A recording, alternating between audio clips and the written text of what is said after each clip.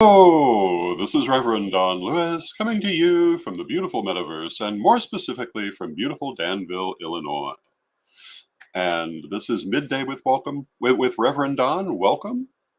And the time had slightly gotten away from me, but I'm here on time nonetheless. I hope you're having a wonderful Tuesday.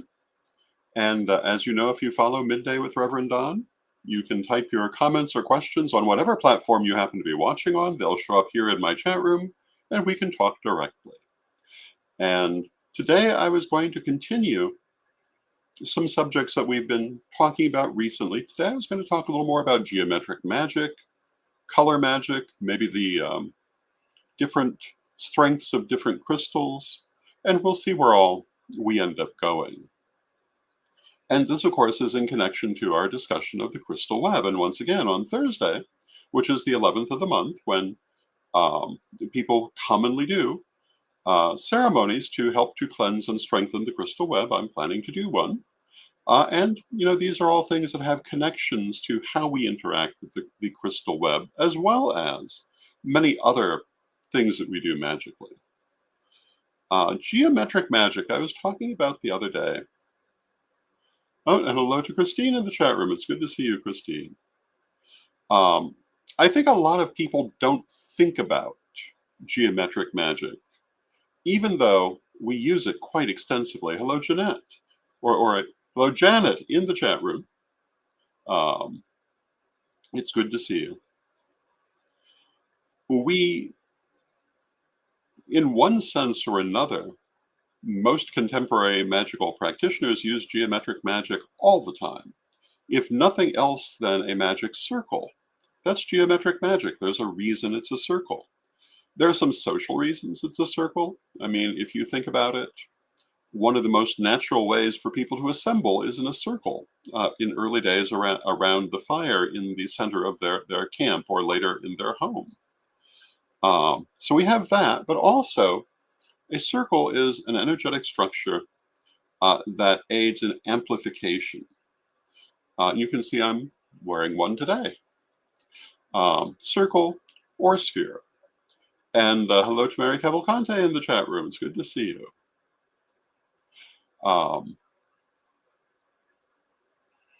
When we work with a circle, we're trying to amplify those things that we're doing. We're giving them more energy, more power, or work with a sphere.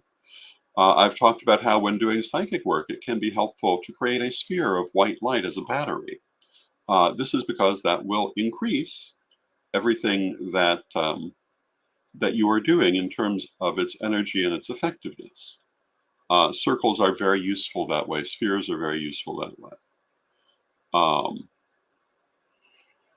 And probably the single most used geometric shape in magic and for much of human history and life. If you look at many early dwellings, you'll see a lot of use of circles. Certainly not universally, but very heavily used. Squares or rectangles, of course, are the next most commonly used thing. And what do they have to do with? Well, they have to do with stability. A square is based on the number 4, relates to the 4 elements and all those other combinations of 4 that we work with. The 4 seasons, for example, the 4 directions. And consequently, it also is connected to the material world, to stability, to material manifestation. And it can be a very good use as well in magic. When you're trying to do something that's intended to be stable and to last for a long time, using a square, for example, in a crystal grid, or even in the placement of a ritual can be very helpful. Now, when we work with the crystal web, we're most commonly talking about, with geometric magic, how we lay out the crystals. If you lay them out in a square, they're going to draw that energy in and secure it in a very stable way. If you place them in a circle, they're going to amplify it. If you use both, you will get both effects. If you use a triangle, you'll get transformation. Triangles can also be very important in magical use, and we see them a lot through history. triangles and or pyramidions. And the difference is that when we're talking about a triangular shape, it has um, three sides as well as its bottom. When we talk about a pyramidion, it has four sides as well as its bottom. And if you're using a pyramidion, um, it is not only transformation, but transformation in a slower, more stable way. And so when you look at things historically that use this kind of shape, more often they're pyramidions than triangles, um, at least in physical structures. And this is why. Giving it that fourth side makes for a longer lasting result. But you'll also see the triangle used for all sorts of different purposes, including to represent deity, to represent the nature of life. And it is a very sacred, very ancient symbol, connects to the number 3, um, and also to the number 4, depending on whether we're talking about a triangle or a pyramidion. And we use that a lot in what we do. And if you use the triangle, you're working for transformation, growth, expansion in that way. And hello to Diane in the chat room, and hello to Pumpkaboo in the chat room. And Pumpkaboo says, "Hey, Rev Don, love all your work." Thank you, Pumpkaboo. I really appreciate that. I've been talking recently about the fact that it does matter to creators when we see that that people do appreciate our work, that people have been touched by our work, and I always love to hear that. And Christine in the chat room says, "I use pillars so often in my magic. This is also a shape, a geometric shape, and depending how you create it, it can involve several shapes. Um, the plain line shape, of course, is forward movement, um, and can be used for manifestation. But when you create a pillar, it usually has more than just that shape. It also may be a circular pillar, in which case we're using that amplification energy, or a square-sided pillar, in which case we're using that stabilizing energy. And pillars are very important, I think, in magical work. You'll notice that in the things that I have written, I talk about using pillars at the quarters, more or less always, to act um, both as the guardian of the quarter and as an energetic battery. And in my experience, pillars are most valuable, most commonly used as energetic batteries. They generate and project forward energy. So using a lot of pillars can be very beneficial as well, or even just one.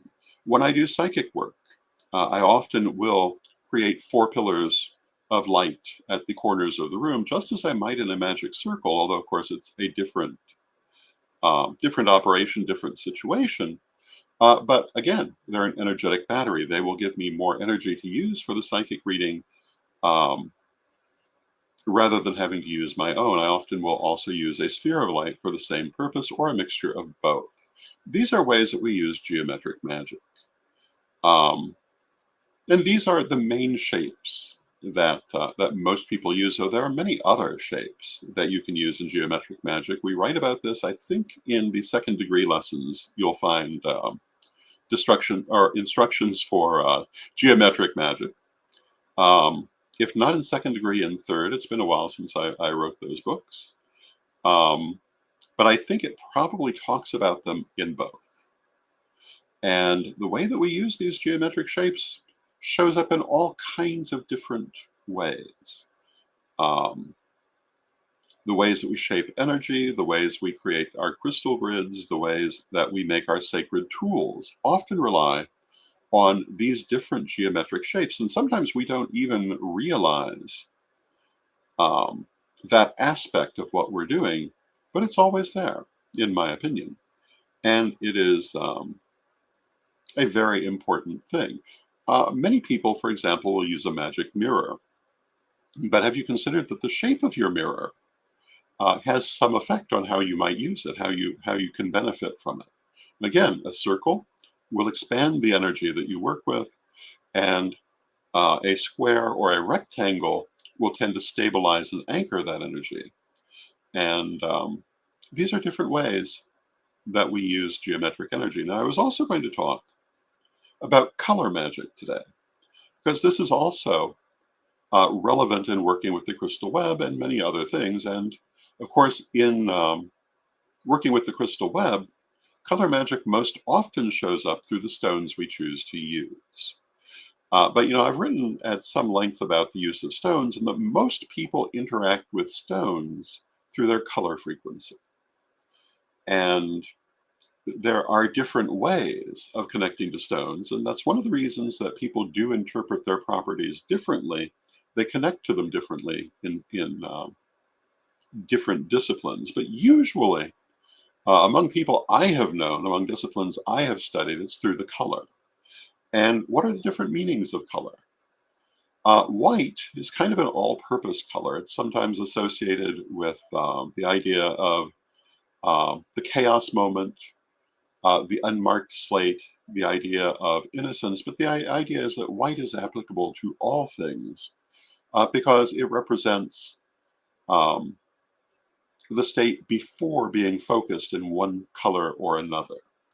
Though I will point out that how you interpret white and black can depend on whether you're using pigment theory or light theory, because their meanings are exactly opposite in these two thoughts. In pigment theory, white is the absence of all color. In light theory, it's the presence of all color. And I consider that itself to be a very important mystery, how the very same thing can represent opposites at the same time.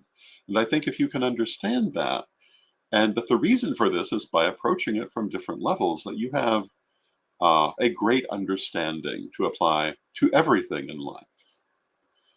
Now, Pumpkaboo says, it's funny you say that because my altar has 3 large square mirrors. And recently I added a small round mirror to the artifacts, and my feeling of stability has definitely increased recently. And yes, exactly. That is definitely a use of geometric magic, one of the things you can expect from it. If you are surrounded by lots of squares, you're going to be feeling much more stable, much more grounded. If you're surrounded by lots of circles, you're going to feel much more amplified. Coming back to color, again, white, usually in how people use it magically, is approached through color theory and the idea that it is the absence of other influences. And so if you wanted to do something appealing to the idea of setting your course, white might be a good choice. It can be used for literally anything magically. And one of the reasons for this, and I did this in a show a long time ago talking about candle magic. And I remember hearing someone online somewhere having a fit about the idea that white is an all-purpose color for candle magic. And they were totally incensed by this. Which kind of shows that they don't know the history of candle magic, because up until fairly recently, white is the color most commonly available. You couldn't go out and get a purple candle particularly easily, or a yellow candle. Well, yellow was a little more common because the natural color of the wax might be yellow, but they thought of that yellow more as a kind of white. Janet says, I have square mirrors in the bedroom. That should help with stability. It should help with groundedness. In the days before dyed colors in candles were readily available, white was used for everything, or off-white, because it's what they had. And hello to Jason in the chat room. It's good to see you, Jason. It's been a long time since we talked, at least 30 minutes. Good to see you. And therefore, you have to remember, when we're talking about magic historically, people did use what they had. Another thing about candles is that candles were not in wide circulation until just the last few hundred years. They had not been the dominant form of light. Oil lamps were the dominant form of light through much of history. Candles started to come in as long ago as the Roman Empire. the late Roman Empire, but they were very expensive and largely used by the church and the aristocracy, and not by ordinary people who would be doing magic. The kind of candles you might see there, like a rushlight, are not what you would think of candles at all. Um, so candles are actually a fairly modern component in magic compared to the history of magic, and the idea of colored candles even more so. Although there were always certain colors that were available if you had enough money to get them or to make them. But coming back to the magical significance of colors, this is part of the reason that white is used for so many things. It always was. Black, on the other hand, which is the opposite extreme, is usually used for protection. It can also be used for grounding. Um, it is used for creating barriers. It is used for um, reflecting negativity. It's generally used for those purposes, and also sometimes to honor specific deities who have a Cotonic nature, such as Hecate, for example, who might approve of black candles, um, at least in some people's practice. So these are the kind of things you'd use black for. Black is very protective, and if you are looking for, well, I've talked about the use of colors in my career as a psychic reader, and that for a long time I wore black as I'm doing today, though purely by coincidence. But I would wear black to psychic fairs all the time to help me to stay grounded in dealing with so much energy. And I found it very effective up until I came to be more proficient with so much energy. And we're talking often 20 readings a day. That's a lot of energy you're working with. At other times, I wore other colors. We've talked about that before. Talking about the value of other colors here, red is used for vitality, for strength. If you want to strengthen anything, you bring red into it. Just as with clothing, if you're old enough to remember that long ago book, Dress for Success, they talked about red as a power color. It usually is. If you add red visually to something, in most cases, it's going to attract people's attention much more strongly. If you add it magically to something, it's going to up the power of what you're doing. Red is a very strong, very powerful color.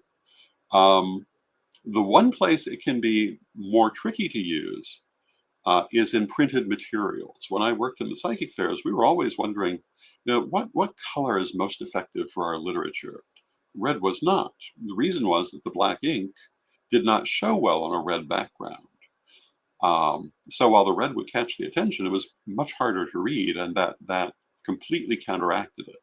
But in most things, red is a very powerful color, and if you have red printing on your physical materials, that will be very attention-getting.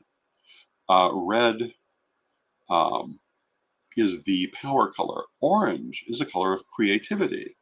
It's also a color of sensuality, sexuality, but also just physical activity in general. If you want more creativity, orange is a very good color to use.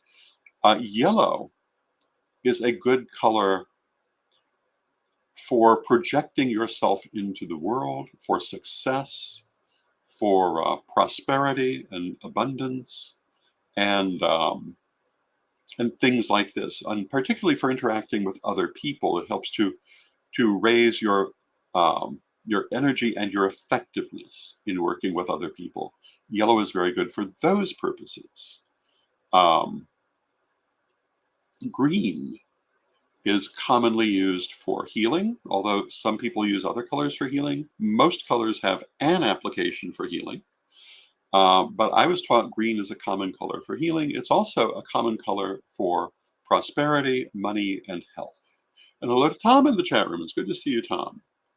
And this is both because green is the color of plants, which are constantly growing and proliferating, and also because traditionally, once money became a thing, it was often made of copper, which turns green very quickly, and therefore the color green was associated with money. This is also why, at least in some parts of the world, when you look at bills, at cash money, as opposed to coin, when you look at paper money as opposed to coin money, you'll often see a preponderance of the color green. This is part of the reason for that, because historically, money commonly ended up being green, at least the money ordinary people were carrying. And these are reasons it's associated with prosperity and also with healing. The color blue, light blue, is associated with um, persuasion, eloquence, communication, and also willpower. If you're looking to increase your willpower, light blue can be a good color to use. If you're looking to increase your persuasiveness, light blue is a good color to use. And I can't help but remember that in the early days of computers, at least my early days of computers, they commonly had blue screens for about a decade. And I've always thought of that as an interesting reflection of their communication with, or their connection with communication. So using light blue for communication, very good. Dark blue connects to psychic abilities. If you're wanting to increase your psychic abilities, dark blue is the color to use, and anything connected to that, including many aspects of magic. Purple is the color of spirituality. If you want to increase your spirituality, your spiritual connection, your connection to your higher self, as we were talking about yesterday, your connection to deity, purple is a good color to use, although there can be other colors depending on what deity you're working with. But purple is generally a good color for spirituality. It's the color of the crown chakra. It's also a good color for some aspects of psychic and magical work. These are the main colors that people use magically. Now, you can also use brown, which is often also connected to grounding and stability.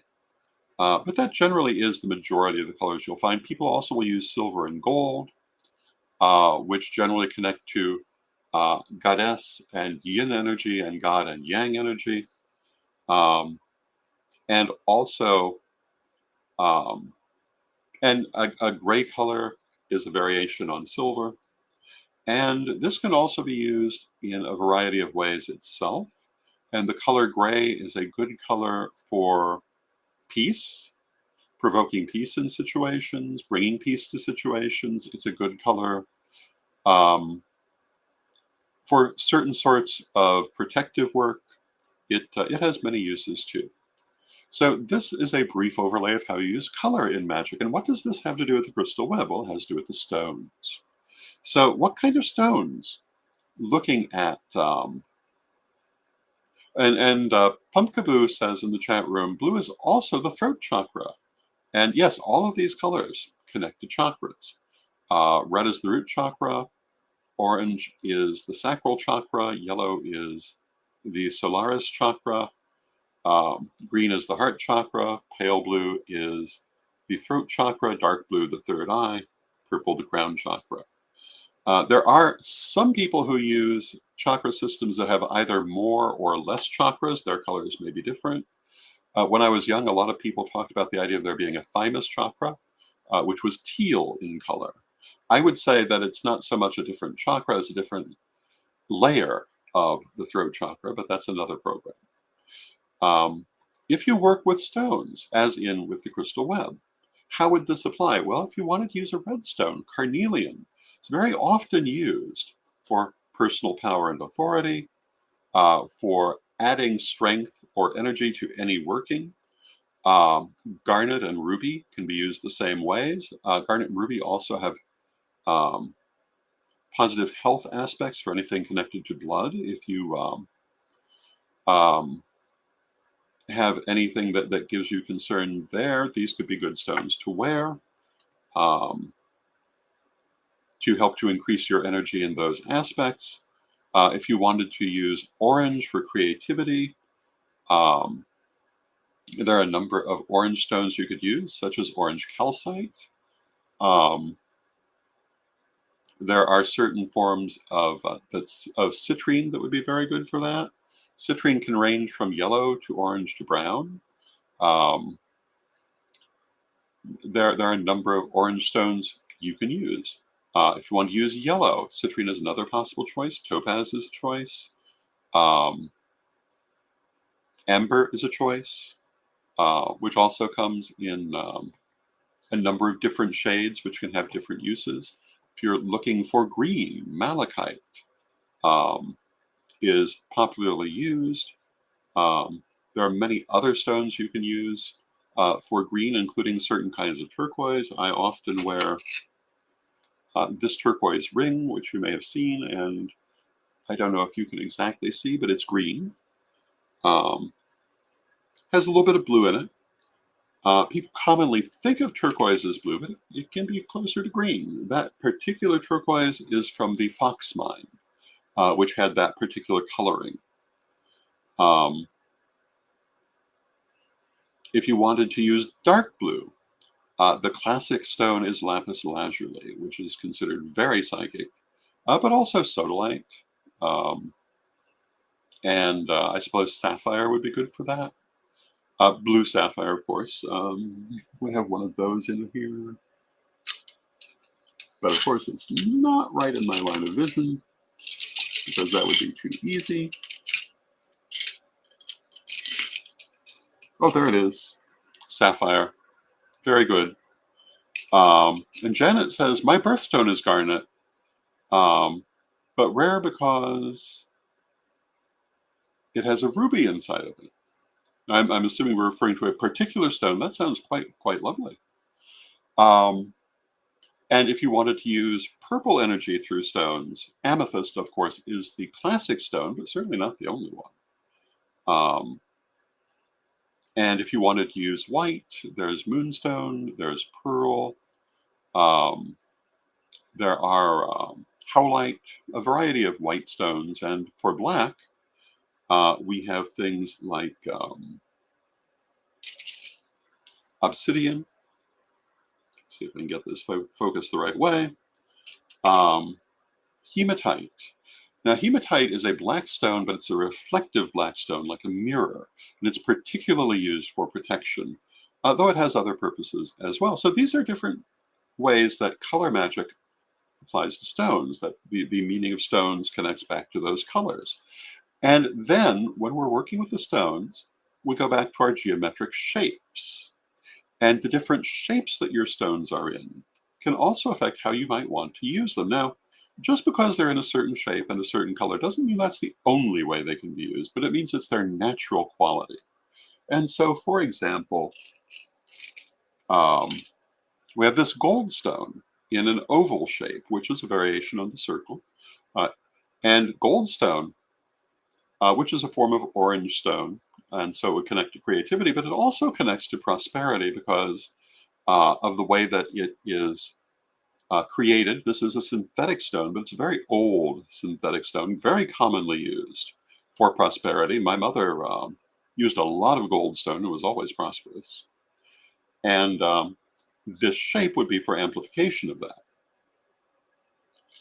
And hello to Donna in the chat room. Donna says, greetings from Minnesota. And Mary says, my favorite is lapis lazuli. Here we have a turquoise in a rectangular shape, which would be a variation on the square, good for grounding and stabilizing. So these are some of the things to consider if you're wanting to lay out a crystal grid to work with the crystal web, or in general using geometric magic and color magic. These are the things to think about. And Janet says, I just recently learned how to ground around crystals because the energy from them was too much. Yes, indeed. That is one of the things to consider when working with crystals. They do create a lot of energy.